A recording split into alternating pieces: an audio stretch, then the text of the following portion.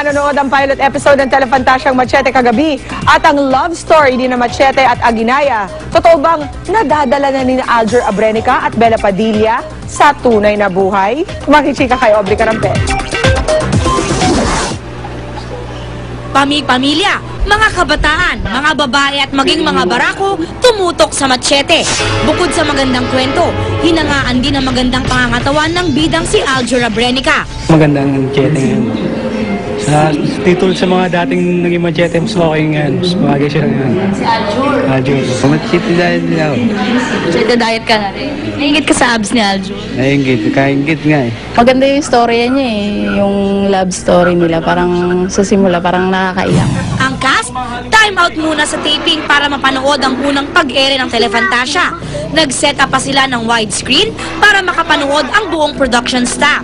Maraming salamat po sa suportang ibinigay ninyo at handog po namin to sa inyong lahat. Sana patuloy niyo pong suportahan at asahan po ninyo hanggang sa matapos ang Machete, hindi po namin kayo bibiguin. Sa pilot episode, ipinakita ang alamat ni Machete at ang kwento ng bawal na pag-iibigan nila ni Aguinaya na ginagampanan ni Bella Padilla. Panay na tinutukso sa set ang dalawa. Niyaya nga ba ni Aljur si Bella na mag-date? Nagpunta po kami sa UP and nag-cheat ako.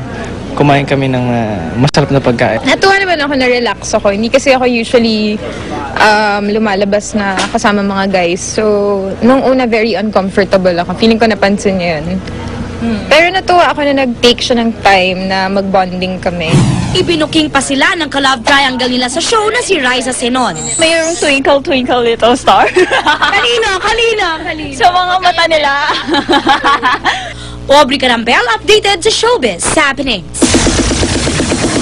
Mga kapuso, abangan nyo po ang full trailer ng My Valentine Girls right after 24 oras. Handog po ng GMA Films ang pelikulang ito at sure na pakikiligin kayo niyan sa darating na Love Month. At yan po mga chikang baon ko today. Tutok uli bukas for the hottest in showbiz dito lang sa Chika Minute. Ako po si Pia Guanyo.